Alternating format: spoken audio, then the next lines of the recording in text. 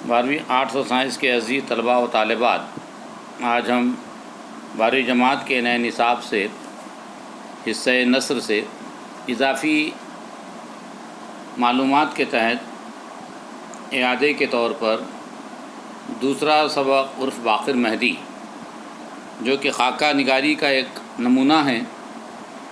اس خاکہ نگار کا نام یوسف ناظم ہے، جنہوں نے عرف باقر مہدی پر اپنا خاکہ تیار کیا۔ سب سے پہلے ہم مصنف کا تعارف دیکھیں گے۔ مصنف یوسف ناظم اردو کے مشہور طنز و مزاح نگار تھے۔ وہ 18 نومبر 1918 کو جالنہ میں پیدا ہوئے۔ انہوں نے جامعہ عثمانیہ حیدرآباد سے ایم اے کی ڈگری حاصل کی۔ ملازمت کے بعد ڈپٹی لیبر کمشنر کے طور پر وظیفہ یاب ہوئے۔ انہوں نے کئی اخبارات اور رسائل میں کالم لکھے۔ ان کے مضامین اور کالم طنز اور شگفتگی کا حسین امتزاج پیش کرتے ہیں۔ ان کا اسلوب نگارش دلچسپ اور سلجھا ہوا ہے۔ کیف و کم،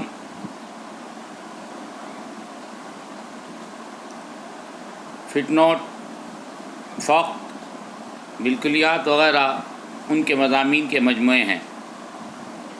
ان کی کتاب پلک نہ مارو بچوں کے لیے لکھے گئے دلچسپ مضامین کا مجموعہ ہے۔ یوسف ناظم ممبئی میں قیام پذیر تھے، وہیں 23 جولائی 2009 کو ان کا انتقال ہوا۔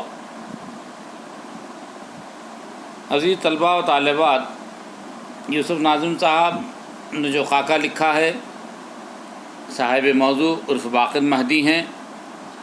ہم باقر مہدی کا بھی مختصر تعارف دیکھیں گے۔ باقر مہدی 11 فروری 1927 کو لکھنؤ کے قریب ایک قصبے رودولی میں پیدا ہوئے۔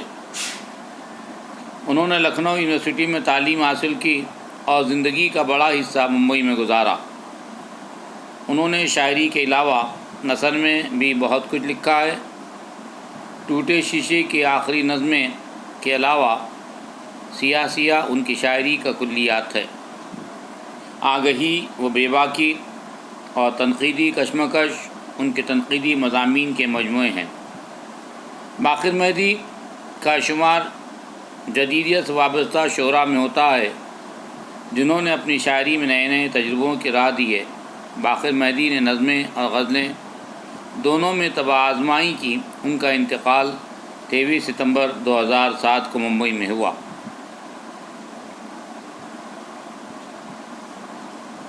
عزیز طلبہ، یوسف ناظم کی زبان بڑی شیریں اور شائستہ ہے۔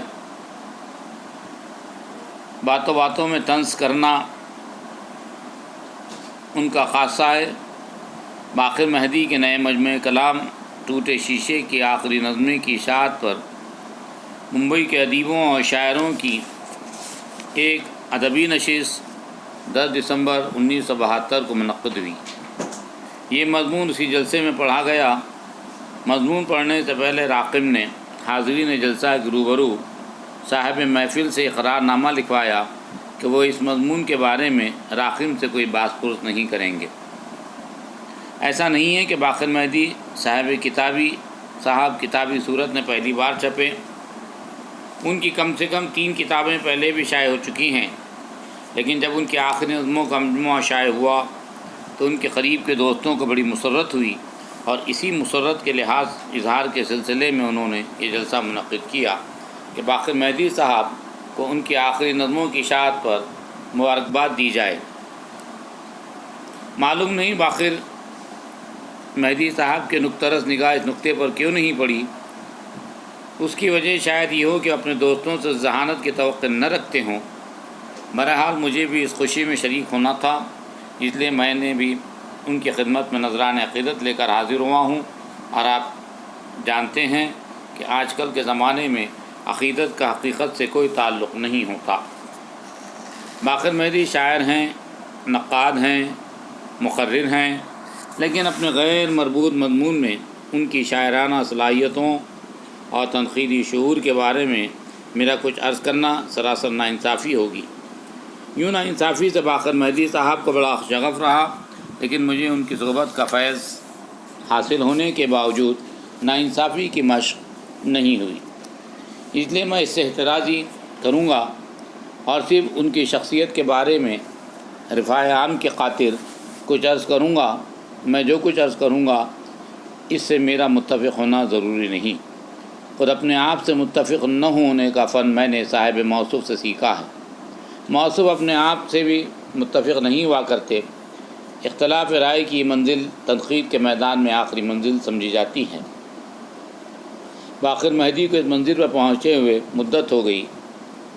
یہ کوئی افواہ نہیں بلکہ ناقابل تردید حقیقت ہے کہ باقر صاحب بھی رودولی جیسے مردم خیز علاقے میں پیدا ہوئے۔ نقادوں کو یوں بھی قدرت کی طرف سے کھلی اجازت ہے کہ وہ جہاں چاہے پیدا ہو جائیں۔ باقر مہدی کی ولادت سے ان کے وطن مألوف کو ایک فائدہ یہ ہوا کہ ان کے بعد پھر کسی نقاد کی ہمت نہیں ہوئی کہ رودولی میں پیدا ہو۔ باقر مہدی نے لکھنؤ میں تعلیم پائی۔ جو کچھ انہوں نے پایا اسے تعلیم ہی کہا جاتا ہے۔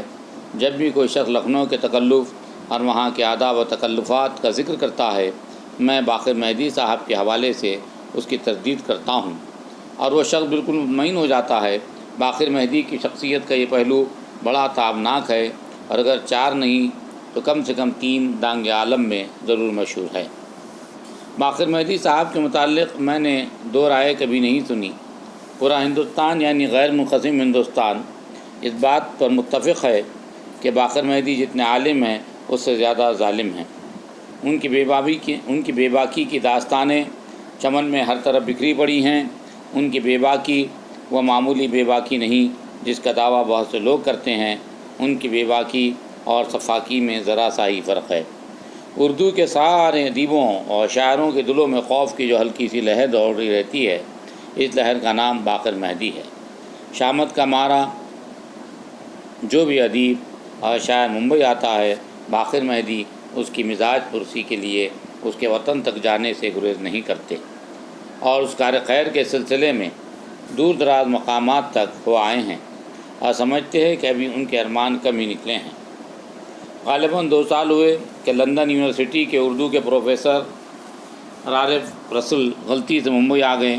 ان کی آمد سے متعلق باقر مہدی صاحب کے ایک دوست خورشید الاسلام نے انہیں خط لکھا کہ رالف رسل میرے اچھے دوست ہیں، تم سے ملنے آئیں گے، خدا کے لیے ان سے لڑنا مت۔ افسوس اور افسوس کہ خورشید الاسلام کا ایک خط باقر مہدی کو 3 بجے ملا، جبکہ 1 بجے تک وہ رالف رسل سے لڑ کر فارغ ہو چکے تھے۔ اس واقعے کی راوی باقر مہدی ہیں۔ مجھے یقین ہے کہ بات یہیں ختم نہیں ہوئی ہوگی، اس کے بعد وہ یقیناً خورشید الاسلام سے لڑے ہوں گے کہ انہوں نے یہ خط ٹھیک وقت پر کیوں نہیں بھیجا۔ باقر مہدی صاحب کو پہلی مرتبہ میں نے جگر مراد آبادی مرحوم کے تعزیتی جلسے میں تقریر کرتے سنا تھا۔ جگر مراد آبادی کے مرنے میں کچھ کسر باقی رہ گئی تھی، باقر مہدی صاحب نے اپنی تقریر سے پوری کر دی۔ باقر مہدی صاحب روایت شکن آدمی ہیں، اتنے روایت شکن ہیں کہ ان کی پیشانی ہمیشہ شکن آلود رہتی ہے۔ یوں بھی نقاد کو تنقید کا دامن کبھی نہیں چھوڑنا چاہیے، چاہے موقع تعزیت کا ہو یا تہنیت کا۔ عزیز طلبہ، یہ خاکہ تھا باقر مہدی صاحب پر، جس کو یوسف ناظم صاحب نے تحریر کیا۔ زبان کی چاشنی کو دیکھیے، مختلف ادیبوں، مختلف شاعروں کا کلام نصاب میں شامل کرنے کا مقصد یہ ہوتا ہے کہ طلبہ مختلف ادیبوں، شاعروں کے کلام سے، ان کے فن سے واقف ہوں اور زبان کی شیرینی، شائستگی اور شگفتگی کا لطف لیں اور زبان و بیان کو درست کریں۔ باقی سبق ہم کل دیکھیں گے۔